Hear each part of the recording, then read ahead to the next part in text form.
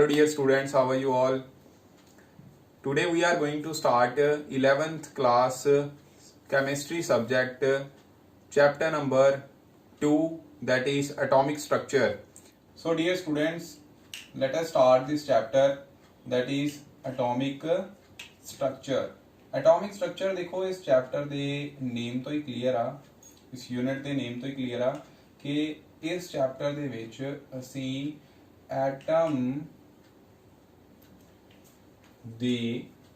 Atom ਦੀ structure ਬਾਰੇ means ਉਹਦੀ structure ਕੀ ਹੈ, ਸੈਕੰਡਲੀ ਉਹਦੀਆਂ ਪ੍ਰੋਪਰਟੀਜ਼ ਕੀ ਨੇ, ਜਾਂ ਪ੍ਰੋਪਰਟੀਜ਼ ਕੀ ਨੇ, ਇਹ ਸਾਰਾ ਕੁਝ ਇਸ ਚੈਪਟਰ ਦੇ ਵਿੱਚ ਪੜ੍ਹਨਾ ਹੈ। ਸਭ ਤੋਂ ਪਹਿਲਾਂ ਤੇ ਜਿਵੇਂ ਤੁਹਾਨੂੰ ਸਾਰਿਆਂ ਨੂੰ ਪਤਾ ਹੈ ਕਿ ਐਟਮ ਜਿਹੜਾ ਹੈ it is sub divided into 3 particles, ਜਿਹਨੂੰ ਅਸੀਂ ਸਬ ਐਟੋਮਿਕ ਪਾਰਟੀਕਲ ਕਹਿੰਦੇ ਹਾਂ। ਕਿਹੜੇ ਹੁੰਦੇ ਆ? ਇਲੈਕਟ੍ਰॉन्स, प्रोटॉन्स। ਤੁਹਾਨੂੰ ਇਹ ਆਲਰੇਡੀ ਪਤਾ ਹੋਵੇਗਾ ਕਿ ਸਬ ਐਟੋਮਿਕ ਪਾਰਟੀਕਲਸ ਕਿਹੜੇ ਹੁੰਦੇ ਨੇ, ਇਲੈਕਟ੍ਰॉन्स, ਪ੍ਰੋਟॉन्स ਤੇ ਨਿਊਟ੍ਰॉन्स। ਅਗਰ ਅਸੀਂ ਡਿਸਕਵਰੀ ਦੀ ਗੱਲ ਕਰੀਏ ਤਾਂ ਇਲੈਕਟ੍ਰॉन्स ਵਾਰ discovered by J Thomson, protons were discovered by Goldstein और न्यूट्रॉन्स जो ने सी न्यूट्रॉन्स की डिस्कवरी जो सी वो चैडविक ने की थी। ठीक है, अगर असी इलैक्ट्रॉन, प्रोटॉन ते न्यूट्रॉन ते चार्जेस की गल करिए तो इलैक्ट्रॉन ते चार्ज हुंदा नेगेटिव और प्रोटॉन ते इक्वल हुंदा पॉजिटिव चार्ज, और न्यूट्रॉन जड़े आ ये न्यूट्रल होंदे आ, मतलब इन्हां ते कोई चार्ज नहीं हुंदा। ठीक है, अगर असीं इन्हां दे मास की गल करदे आ तो इलैक्ट्रॉन दा मास जो है बहुत घट हुंदा, विच निगलीजिबल।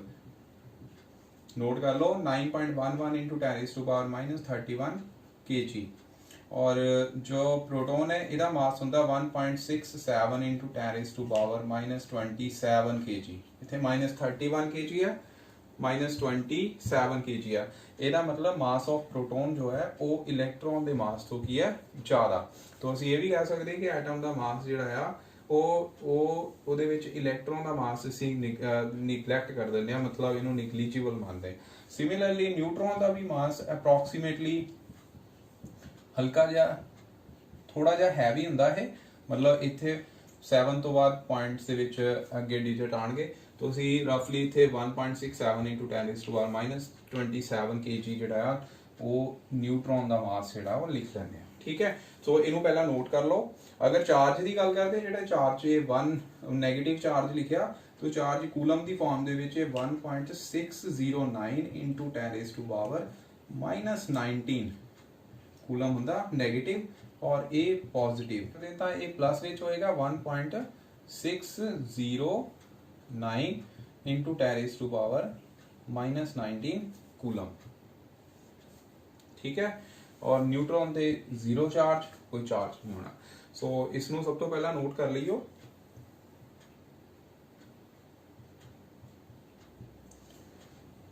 पता है इन्हां दी डिस्कवरी तो बाद अगला काम सीगा कि ये पार्टिकल्स जिहड़े आ ये सारे सब एटॉमिक पार्टिकल्स वो एटम दे विच किद्दां अरेंज्ड ने, मतलब इन्हां दी अरेंजमेंट किद्दां दी है, उस बारे असी मेन ये टॉपिक पढ़ना। मतलब साडा टॉपिक जो है इस वीडियो दे विच वो है स्ट्रक्चर एटॉमिक मॉडल।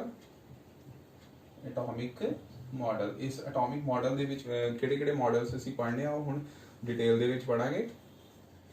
सब एटॉमिक पार्टिकल्स दी डिस्कवरी तो बाद जो फर्स्ट अटैम्प्ट सीगी वो स्ट्रक्चर ऑफ एटम दी, ओदा मॉडल जो सी ਉਹ ਦਿੱਤਾ ਸੀ ਜੇ ਥॉमसन ਨੇ। ਜੇ ਥॉमसन, ਇਹਦੀ ਜੋ ਫੋਟੋ ਹੈ ਤੁਹਾਡੀ ਸਕਰੀਨ ਦੇ ਉੱਪਰ ਫਲੈਸ਼ ਵੀ ਹੋ ਰਹੀ ਹੈ, जे थॉमसन। तो जे थॉमसन ने बेसिकली क्या की, उनकी क्या कि जो एटम है यदि डेफिनेशन की सी कि the atom is supposed to be spherical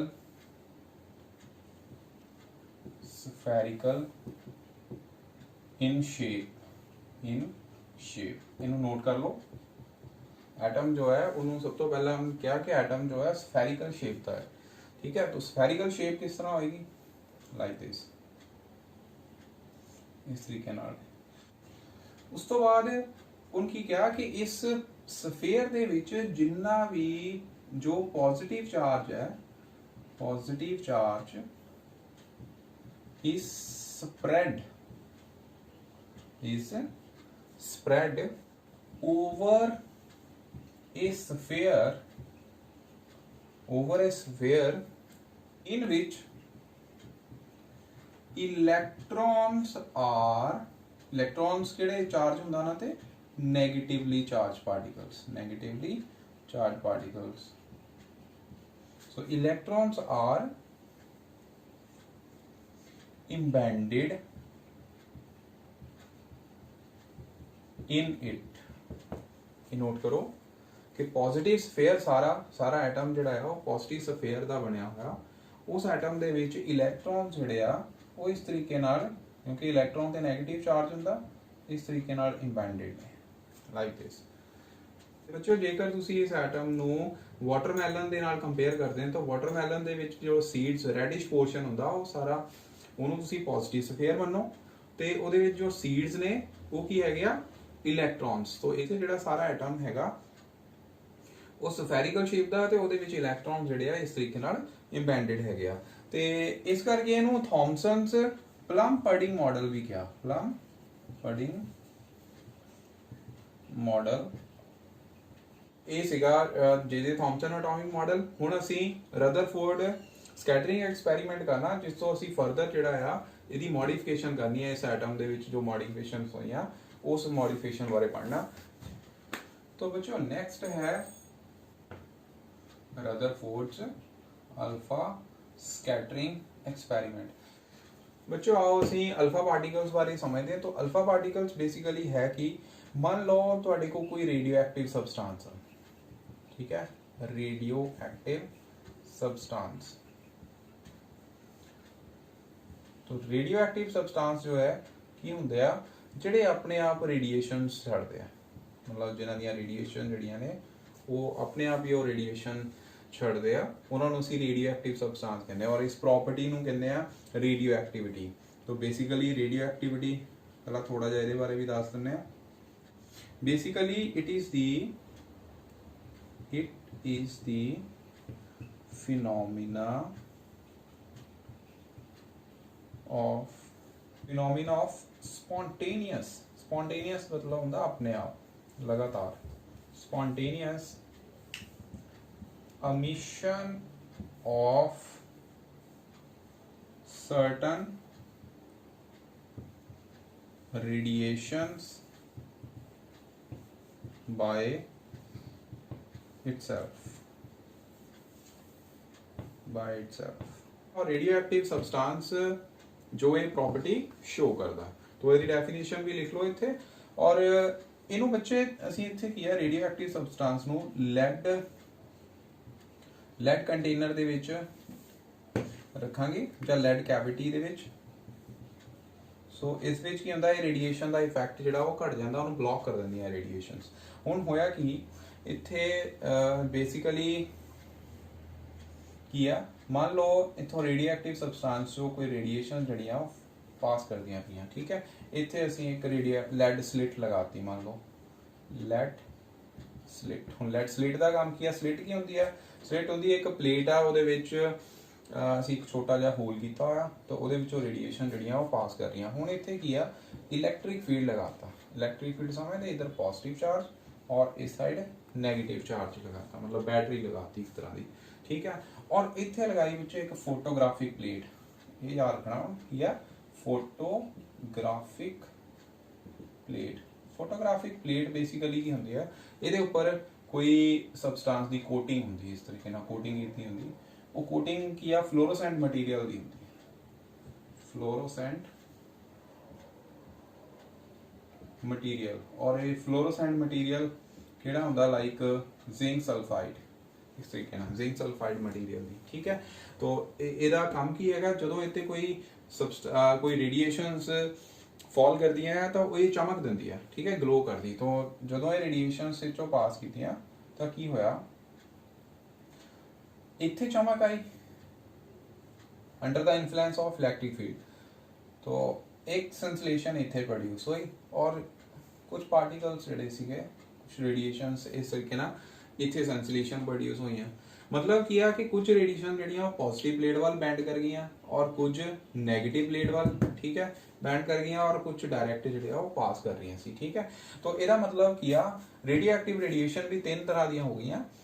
एक जिहड़ी पॉजिटिव प्लेट वाल मूव कर रही हैं उन्हां ते किहड़ा चार्ज होएगा, ऑब्वियस आ ऑपोजिट चार्ज, मतलब ये नेगेटिवली चार्ज पार्टिकल्स ने, ठीक है। और इस साइड ये किहड़े चार्ज ने, पॉजिटिवली चार्ज पार्टिकल्स, और इन्हां ते कोई चार्ज नहीं होएगा, ये न्यूट्रल हो गए।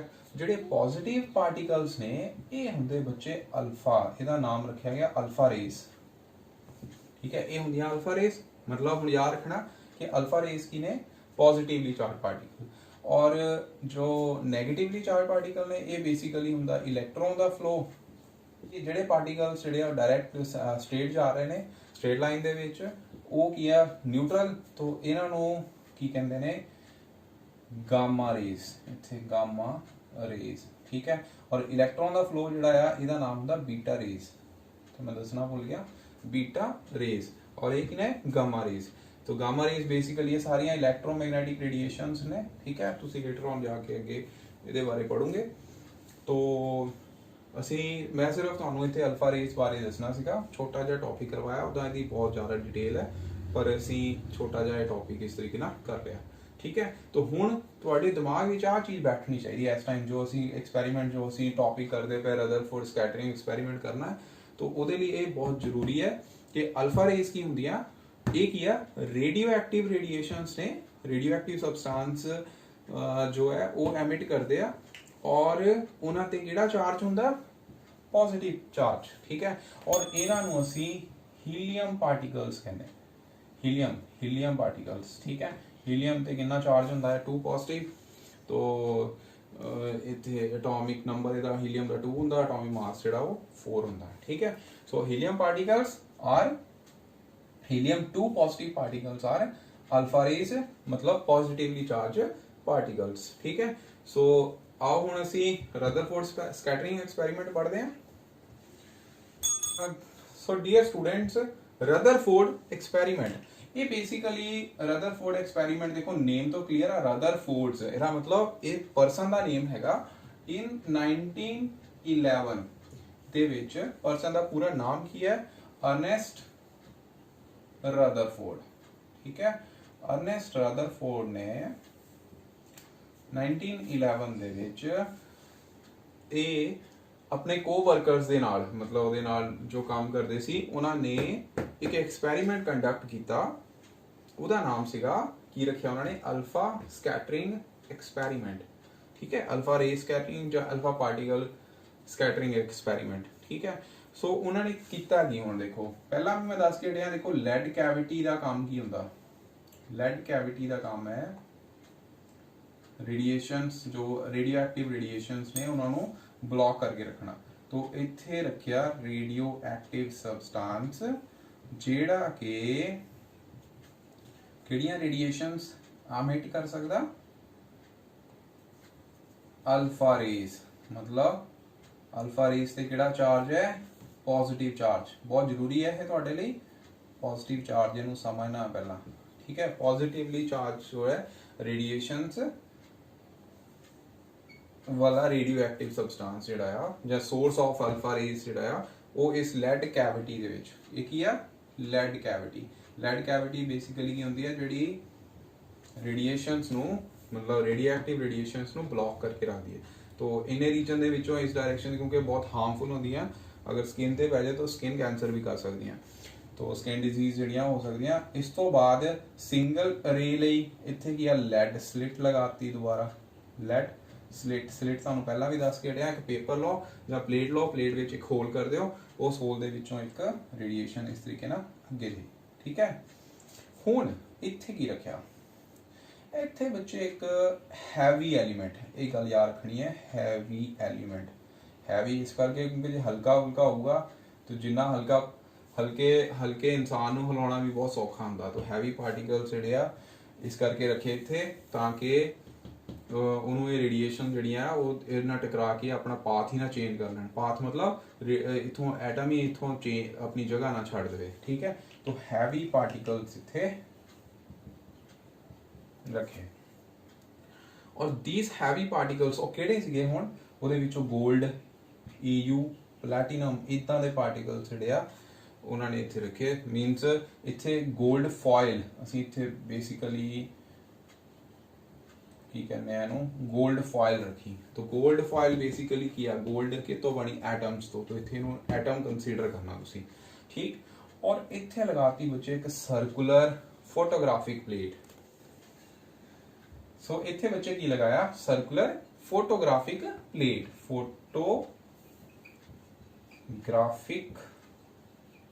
ਪਲੇਟ। ਧਿਆਨ ਨਾਲ ਸਮਝਣ ਵਾਲੀ ਗੱਲ ਹੈ। ਹੁਣ ਇਹ ਫੋਟੋਗ੍ਰਾਫਿਕ ਪਲੇਟ ਲਗਾਤੀ। ਫੋਟੋਗ੍ਰਾਫਿਕ ਪਲੇਟ ਬਾਰੇ ਪਹਿਲਾਂ ਵੀ ਦੱਸ ਚੁੱਕਿਆ ਕਿ ਇੱਥੇ ਕੋਈ ਇਹਦੇ ਉੱਪਰ ਕੋਈ ਫਲੋਰੋਸੈਂਟ ਮਟੀਰੀਅਲ ਦੀ ਕੋਟਿੰਗ ਹੁੰਦੀ ਆ, ਜਿਹਤੇ ਜਾ ਕੇ ਪਾਰਟੀਕਲ ਅਗਰ ਫਾਲ ਕਰਦੇ ਆ ਤੇ ਇਹ ਕੀ ਗਲੋ ਕਰਦੀ, ਚਮਕ ਦਿੰਦੀ ਆ, ਠੀਕ ਹੈ। ਹੁਣ ਹੋਇਆ ਕੀ ਇੱਥੇ ਮੈਕਸਿਮਮ ਜਿਹੜਾ ਫਲੋ ਸੀਗਾ, ਮੈਕਸਿਮਮ ਜੋ ਗਲੋ ਸੀ ਉਹ ਆਇਆ ਬੱਚੇ ਡਾਇਰੈਕਟ, ਮਤਲਬ ਇਸ ਰੇਡੀਏਸ਼ਨ ਦੇ ਪਾਥ ਵਿੱਚ, ਇੱਥੇ ਇਹ ਵਾਲੇ ਰੀਜਨ ਚ, ਠੀਕ ਹੈ। ਮਤਲਬ 99% ਜਿਹੜੀ ਆ ਰੇਡੀਏਸ਼ਨਸ ਦਾ ਜੋ ਗਲੋ ਸੀਗਾ ਉਹ ਕੀ ਆ, ਸਟ੍ਰੇਟ ਹੀ ਆ ਗਿਆ ਇੱਥੇ, ਠੀਕ ਹੈ। ਧਿਆਨ ਨਾਲ ਸਮਝਣੀ ਹੁਣ ਗੱਲ। ਪਹਿਲੀ ਗੱਲ, ਅਲਫਾ ਰੇਸ ਤੇ ਕਿਹੜਾ ਚਾਰਜ ਹੈ, ਪੋਜ਼ਿਟਿਵ ਚਾਰਜ। ਔਰ ਜਦੋਂ ਉਹ ਹੈਵੀ ਐਲੀਮੈਂਟ ਯਾਨੀ ਕਿ 골ਡ ਫੋਇਲ ਦੇ ਉੱਪਰ ਫਾਲ ਕੀਤੇ ਤਾਂ ਉਸ ਤੋਂ ਬਾਅਦ ਉਹਦਾ ਜੋ ਗਲੋ ਸੀਗਾ ਉਹ ਕੀ ਆ, ਸਟ੍ਰੇਟ ਆਇਆ, ਠੀਕ ਹੈ, ਸਿੱਧਾ, ਮਤਲਬ ਇੱਕਦਮ ਉਹਦੇ ਪਾਥ ਵਿੱਚ, ਠੀਕ ਹੈ। ਸਮ ਆਫ ਦੀ ਫਲੋ ਜਿਹੜਾ ਸੀਗਾ ਉਹ ਡਿਫਲੈਕਟ ਕਰ ਗਿਆ ਕਿਸੇ ਐਂਗਲ ਦੇ ਉੱਪਰ, ਇਸ ਤਰੀਕੇ ਨਾਲ डिफ्लेक्शन, मतलब इधर ग्लो आ गया इस साइड ਜਾਂ ਇਸ ਸਾਈਡ, ਠੀਕ ਹੈ। ਇੱਥੇ ਹੋ ਗਈ ਇਹਦਾ ਮਤਲਬ ਡਿਫਲੈਕਸ਼ਨ, ਇੱਥੇ ਡਿਫਲੈਕਸ਼ਨ ਨਹੀਂ ਹੈਗੀ, ਠੀਕ ਹੈ। ਔਰ ਥਰਡ ਜੋ ਆਬਜ਼ਰਵੇਸ਼ਨ ਸੀ, ਪਹਿਲਾਂ ਤੁਸੀਂ ਆਬਜ਼ਰਵੇਸ਼ਨਸ ਨਾਲੋਂ ਨਾਲ ਲਿਖ ਲਓ। ਤੇ ਆਬਜ਼ਰਵੇਸ਼ਨ ਕੀ ਆਈ ਕਿ most of the alpha particles straight without any deflection, word याद रखियो, any deflection, इतनी कोई deflection नहीं हुई, ठीक है। अराउंड किन्ने परसेंट पार्टिकल्स है, अराउंड 90% या अप्रोक्सीमेटली 90% ਜਿਹੜੇ पार्टिकल्स है वो किया सीधे स्ट्रेट चले गए, ठीक, विदाउट एनी डिफ्लेक्शन। और some of the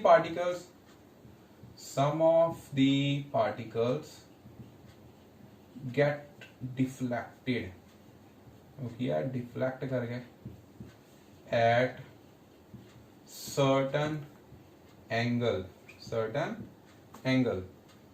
ठीक है, अराउंड 9%, इन्ने परसेंट पार्टिकल ਜਿਹੜੇ ਆ ਉਹ डिफ्लेक्ट कर गए, ठीक।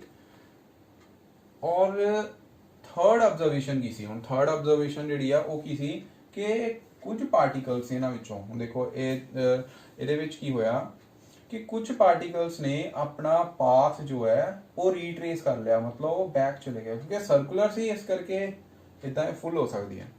उत्थे किया बैक चली गए पार्टिकल्स जिहड़े ने बैक चले गए, मतलब उन्हें अपना पाथ जिहड़ा वो चेंज कर लिया, ठीक है। किन्ने डिग्री ते 180 डिग्री के ऊपर, ठीक है। आ तो सर्टन एंगल्स थे, इत्थे 180 डिग्री ते वो वापस चले गए। Around 1% alpha rays get deflected more than 90 degree angle, या deflected at more than 90 degree angle, ठीक है, 90 degree angle।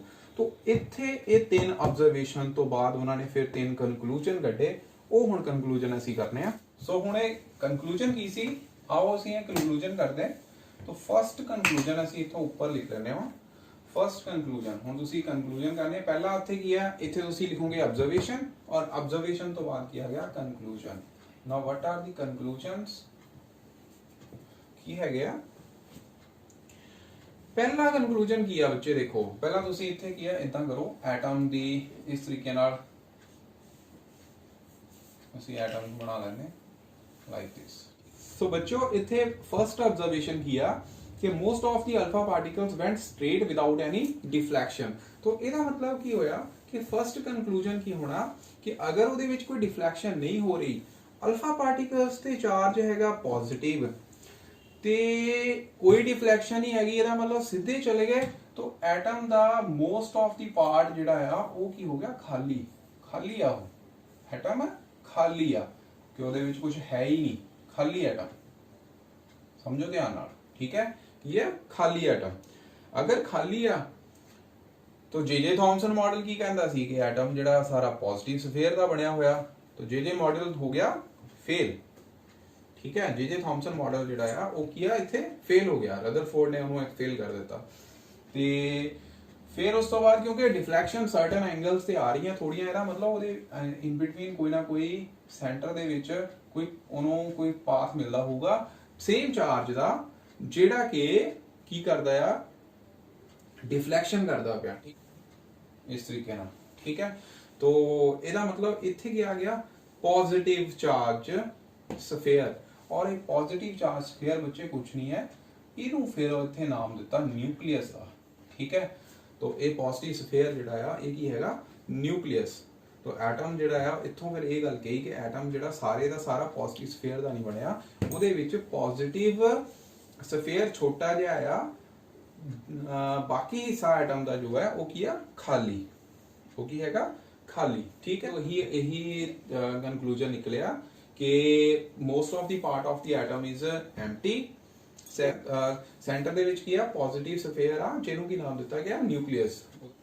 ਔਰ ਇਹ ਨਿਊਕਲੀਅਸ ਜੋ ਹੈ ਇਹਨੂੰ ਇਹ ਸਪੋਜ਼ ਕੀਤਾ ਗਿਆ ਕਿ it is present at the centre of the atom, ਠੀਕ ਹੈ। ਔਰ ਇੱਥੇ ਬੱਚੇ ਕੋਈ ਡਿਫਲੈਕਸ਼ਨਸ ਹੈਗੀਆਂ ਇਸ ਤਰੀਕੇ ਨਾਲ ਕਿ ਕੁਝ ਸਰਟਨ ਐਂਗਲ ਤੇ ਡਿਫਲੈਕਸ਼ਨ ਮਿਲ ਰਹੀਆਂ, ਇਹਦਾ ਮਤਲਬ ਇੱਥੇ ਇਲੈਕਟ੍ਰੋਨ ਜੋ ਨੇ ਉਹ ਇੱਕ ਸਰਕੂਲਰ ਪਾਥ ਦੇ ਵਿੱਚ ਰਿਵੋਲਵ ਕਰਦੇ ਆ, ਠੀਕ ਹੈ। ਔਰ ਬੱਚੇ ਜਿਹੜੀ ਥਰਡ ਆਬਜ਼ਰਵੇਸ਼ਨ ਸੀ ਉਹ ਅਲਫਾ ਰੇਜ਼ ਜਿਹੜੀਆਂ ਡਾਇਰੈਕਟ पॉजिटिव पार्टिकल दे पाथ दे विच आ गई लाइक दिस, ठीक है, जिथों के उन्होंने की कर दिता, डिफ्लैक्ट कर दिता, इस तरीके नाल वापस चलेगी रेडिएशन, ठीक है। ये भी कंक्लूड किया कि इलैक्ट्रॉन जिहड़े ने वो इस तरीके नाल इंबेडेड नहीं हैगे, ठीक है, जे थॉमसन दी तरह। वो की आ इलैक्ट्रॉन्स उत्थे सर्कुलर पाथ दे विच की आ रिवॉल्व करते हैं। सो स्टूडेंट्स ये सीगा रदरफोर्ड अल्फा रेज एक्सपेरिमेंट। तो उस तो बाद असी हुण रदरफोर्ड्स एटॉमिक मॉडल बारे पढ़ांगे। Rutherford's atomic model, Rutherford's atomic model किया हुण ਇਹਦੇ ਬਾਰੇ पढ़ते हैं। ये बेस्ड सब तो पहला ਇਹਦੇ ਵਿੱਚ ਕੀ ਆ, फर्स्ट पॉइंट हैगा कि ਜਿਹੜਾ एटम है, atom consist of atom consists of a heavy positively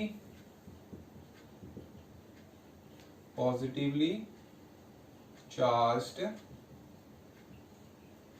उन की कहते हैं न्यूक्लियस, where आ गल बहुत इंपॉर्टेंट है, where whole mass of the atom is concentrated। कि पूरा मास ਜਿਹੜਾ ਐਟਮ ਦਾ ਆ ਉਹ ਕਿਹਦੇ ਕਰਕੇ ਹੁੰਦਾ, ਕਿੱਥੇ ਕਨਸੈਂਟਰੇਟ ਹੁੰਦਾ, ਨਿਊਕਲੀਅਸ ਦੇ ਉੱਪਰ, ਠੀਕ ਹੈ। ਇੱਕ ਗੱਲ ਬੱਚੇ ਹੋਰ ਯਾਦ ਰੱਖਣੀ ਕਿ ਜੋ ਇਹ ਪੋਜ਼ਿਟਿਵਲੀ ਚਾਰਜ ਨਿਊਕਲੀਅਸ ਆ, ਇਹਦਾ ਮਾਸ ਡਿਫਰੈਂਟ ਐਟਮਸ ਲਈ ਡਿਫਰੈਂਟ ਹੁੰਦਾ, ਠੀਕ ਹੈ। ਹਾਈਡਰੋਜਨ ਦਾ ਨਿਊਕਲੀਅਸ ਦਾ ਮਾਸ ਜਿਹੜਾ ਆ ਕੁਝ ਹੋਰ ਹੋਣਾ ਆ, ਤੇ ਹੀਲੀਅਮ ਦਾ ਮਾਸ ਜਿਹੜਾ ਆ ਉਹ ਕੁਝ ਹੋਰ ਹੋਣਾ ਨਿਊਕਲੀਅਸ ਦਾ, ਠੀਕ ਹੈ। ਤੇ ਬੱਚੋ ਸੈਕਿੰਡ ਪੁਆਇੰਟ ਹੈਗਾ ਦੀ volume of nucleus is very small,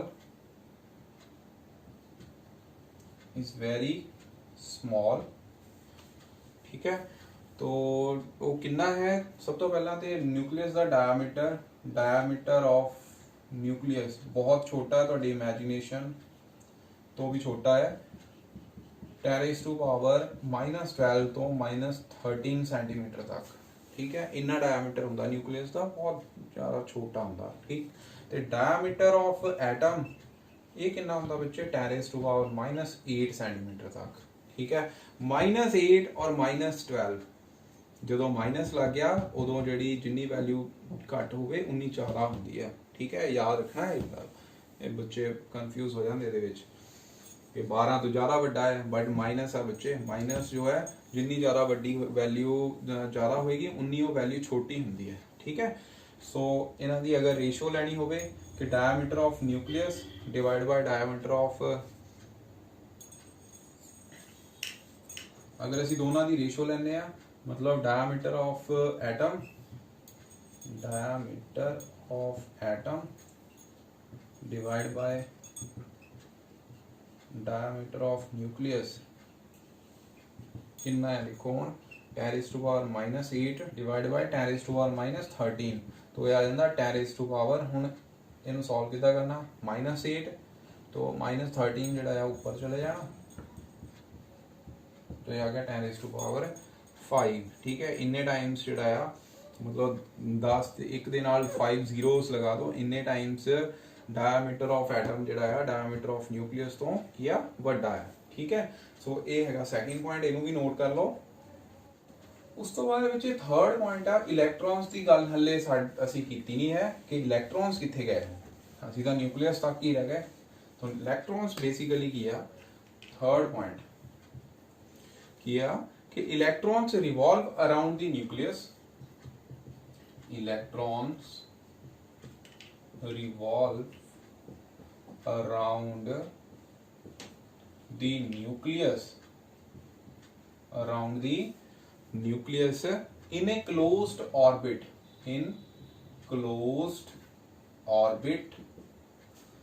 ठीक है, with high speed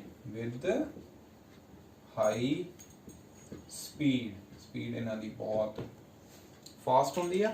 ठीक है, वेलोसिटी असीं फाइंड करांगे अगे जाके कितनी वेलोसिटी नाल मूव करता है इलैक्ट्रॉन जहाँ रिवॉल्व करता, तो उसके बारे असीं बाद में गल करते हैं। और बच्चे ये हुण क्योंकि एक सर्कुलर पाथ दे विच रिवॉल्व करना है लाइक दिस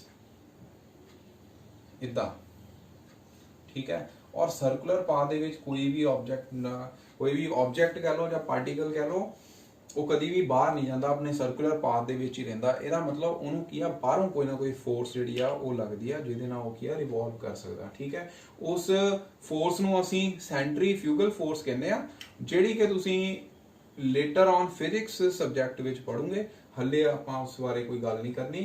तो तुसीं याद रखना कि अगर सर्कुलर पाथ दे विच इलैक्ट्रॉन रिवॉल्व कर रहा तो उन्होंने कोई ना कोई फोर्स है जिहड़ी उन्होंने उत्थे बाइंड करके रख रही है ताकि वो बाहर ना जाए। ठीक है, न्यूक्लियस तो साइड ते ना होवे। ठीक है बच्चे, इहनूं सोलर सिस्टम दे नाल कंपेयर किया गया, सोलर सिस्टम दे नाल कि जिवें सन दे अराउंड प्लैनेट्स जिहड़े आ रिवॉल्व करदे आ, इसे तरह न्यूक्लियस दे अराउंड की रिवॉल्व करदे आ इलैक्ट्रॉन्स। ठीक है, ये हो गया न्यूक्लियस, और न्यूक्लियस दे अराउंड की रिवॉल्व करदे आ इलैक्ट्रॉन्स जिहड़े ने वो रिवॉल्व करदे हैं। ठीक है, सो ये सी बच्चे रदरफोर्ड एटॉमिक मॉडल। तो इन्ना अज तुसीं करना है, उस तो बाद असीं हुण रदरफोर्ड मॉडल नूं भी नैक्सट वीडियो दे विच फेल करांगे, कल लैके आवांगे तुहाडे लई नवीं video. So till then stay at home, stay safe.